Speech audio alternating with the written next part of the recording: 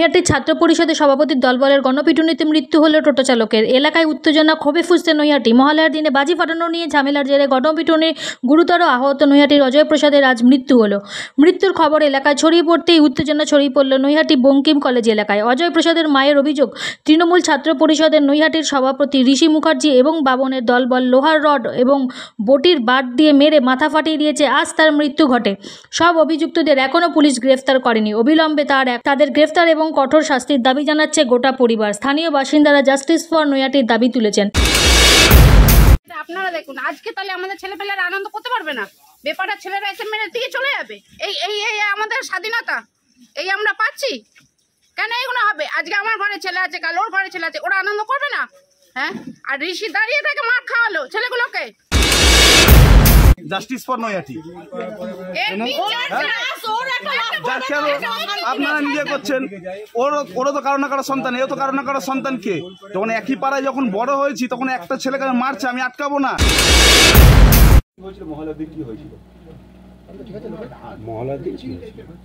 কতবার বলবো স্যার, কতবার বলবে স্যার? মার ওর বুকের আড়ি নেই যে বলবে আমার ছেলে বললো, আমার ছেলে চাইলো, আর কিছু চাই না। আমার করার পর মাঠে গেল, মাঠে গিয়ে আমাদের ভাই গেছে, ভাই আমার ভাই বদলাম, বাবা কেমনি লাশ দেখেছি, কেমনি ভাইকে লাশ চাই আমাদের। আমার ভাই চলে গেছে, আমাদের কি আছে? আমার ভাই জন্য আমার দুয়ের সামনে লাশ, আমি ওর লাশ চাই, লাশ ওর লাশ চাই। আমার ভাই বদলা, আমার লাশ চাই। আমার ভাইকে কি এনেছে বেঁচে? ও ভাইকে দে দাও। ও ভাই বদলা, আমার মৃত্যু চাই, মৃত্যু বদলা, মৃত্যু চাই, মৃত্যু বদলা, মৃত্যু চাই ভাই, আর কিছু চাই না। মৃত্যু বদলা, মৃত্যু চাই, আমরা কিচ্ছু চাই না। আমাদেরকে ধরে আনুন, ওদেরকে ধরে আনুন। যেদিন মহলে থাকে ওর একদিন আগে আমরা পিকনিক করি, 1 তারিখ রাত্রিবেলা আমরা এখানে এই সামনে এখানে আমরা পিকনিক করি। পিকনিক করার পরে আমরা 4টে নাগাদ বাজি নিয়ে মাঠের দিকে যাই ফাটানোর জন্য। তো রাস্তায় যাওয়ার সময় একটা বাজি ভুল করে আমাদের দিয়ে একটা স্কুটির পাশে পড়ে যাওয়ার পরে আমরা ক্ষমা যাচ্ছিলাম, আমরা ক্ষমা কিছু বলো না, ডাইরেক্ট ওদের ছেলেপেলেরা কোথাও তিরপালের পিছনে লুকিয়েছিল। দেন ওখান দিয়ে এক কন্টিনিউসলি বাড়াতে শুরু হলো। দেন ওখান দিয়ে আমাদের কন্টিনিউ মারতে শুরু করলো। আমরা অনেক দেরি ধরে বললাম ক্ষমা করে দাও, ক্ষমা করে দাও, কিন্তু ওরকম কিছু ওই ঋষি বাবন ওদের সঙ্গে, হ্যাঁ ওদের সঙ্গে ছেলেপেলে ছিল।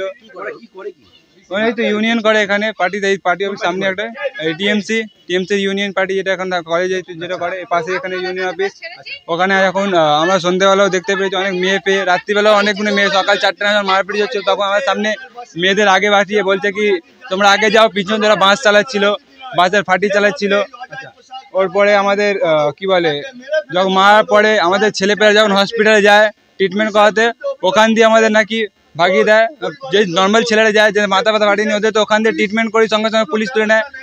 অনেকগুলো ছেলে যাদের মাথা ফাটা আছে, ওদের এখন মাথা ব্যথা করছে, এরকম ট্রিটমেন্ট করে টিটিনাস নাকি সুচের ফুটে ঢুকে আছে। 30-35 জন ছেলে ছিল। ওই মহলার পিকনিক করছিল, কলেজের পার্টি অফিসে নাকি মহলার পিকনিক করছে ওরা 2টো রাত্রির অব্দি মেয়েদের সঙ্গে। শুধু একটা বাজি আমরা বাজি কেউ কিনিয়ে নি, বাচ্চাদের এখান দিয়ে বাজি নিয়েছিলাম 4-5টা। ওই বাজি নিয়ে শুধু মাঠে পাঠাতে গেছিলাম, ছোট্ট বাজি যেটা সবুজ বাজি হয়, ওই বাজি স্কুটির দুপাশে 2 হাত ছেড়ে একটা বাজি পেড়েছে, ব্যাস তখন দিয়ে আমাদের মারা চালু। অজয় মাথায় লেগেছে পিছনে। হ্যাঁ, বাঁশ ছিল, অনেকজন ওখানে যত ছেলে পেলে মিলে মারছিল। বাঁশ কেউ ফাটে নিয়েছিল, কেউ সাবল নিয়েছিল, ওই রড ফড নিয়ে মারা চালু করেছে। হ্যাঁ, এমনি ঋষি আর বাবন ওখানে আমরা যে চিনতে পেরেছি, কিন্তু ঋষি আর বাবনে ছিল ওদের সঙ্গে। ঋষি এখানে এই ইউনিয়নে থাকে, কি পোস্টে থাকে, কি করে ওটা জানি না। এই এখানে ইউনিয়ন টিএমসি যে পার্টি অফিসটা এখানে, ওখানেই করে, কলেজ ইউনিয়ন করে ওরা।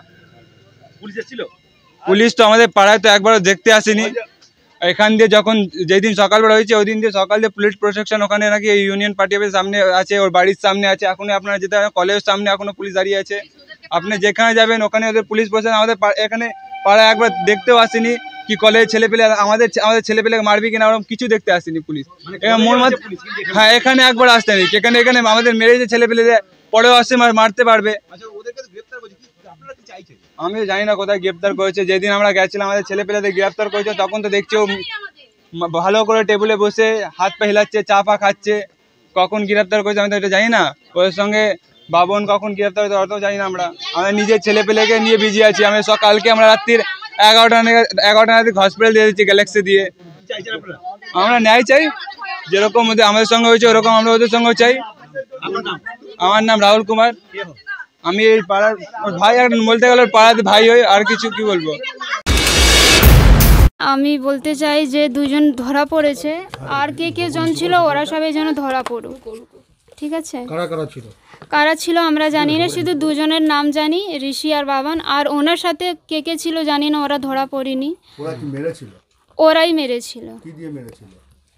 রড দিয়ে মেরেছিল। রড। এই সাংসদের এলাকা সাংসদ একবার এসেছিল? হ্যাঁ, না উনি হসপিটালে ছিলেন।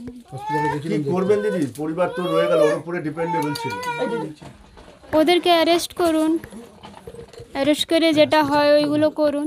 একজন টোটো চালক কী এমন দোষ করলো যার জন্য তাকে পিটিয়ে খুন করা হলো, প্রশ্ন তুলছেন স্থানীয় বাসিন্দারা।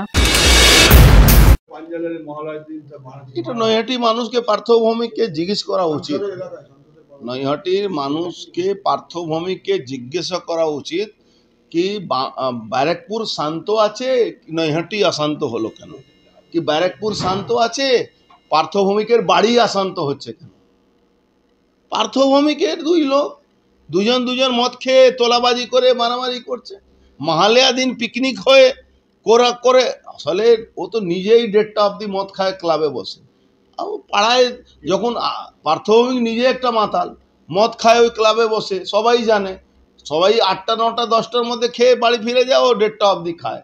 তো ওখানে ওর যে সাঙ্গপাঙ্গ আছে ওরকমই মদ খেয়ে মারামারি করছে, কেন কোনো কন্ট্রোল নেই। দেখুন, যারা জননেতা হয় না, যারা মানুষের সাপোর্টে জিতে না, শুধু পুলিশ আর গুন্ডা সাপোর্টে জিতে, তারা পুলিশ আর গুন্ডা বিরোধিতা তো করতে পারবে না। আমরা তো ক্ষমতায় যখন আমরা তৃণমূল করতাম তখনও আমরা পুলিশ ভুল করলে আমরা পুলিশের বিরুদ্ধে কথা বলতাম। ক্রিমিনালদের কোনো ক্রিমিনাল এলাকায় থাকতে দিতাম না আমরা, বা জেলে থাকতো না বাইরে থাকতো। আজকে পুরো ব্যারাকপুরটাকে যখন থেকে পার্থভৌমিক ব্যারাকপুরটাকে দেখছি তখন থেকে ব্যারাকপুরটাকে শ্মশান বানিয়ে দিয়েছে। ব্যারাকপুরে প্রত্যেক জায়গার তোলাবাজি নিয়ে মারামারি। এই তো টিটাগড়ে চেয়ারম্যান ভার্সেস কাউন্সিলর মারামারি হচ্ছে, কে তোলা বেশি নেবে, কে একটা ফ্লোর বেশি বানাবে, কে কম বানাবে, এই নিয়ে মারামারি হচ্ছে। তো সব জায়গায় তো একই ব্যাপার আছে। এখন তো বাড়ির কাছে পৌঁছে গেছে।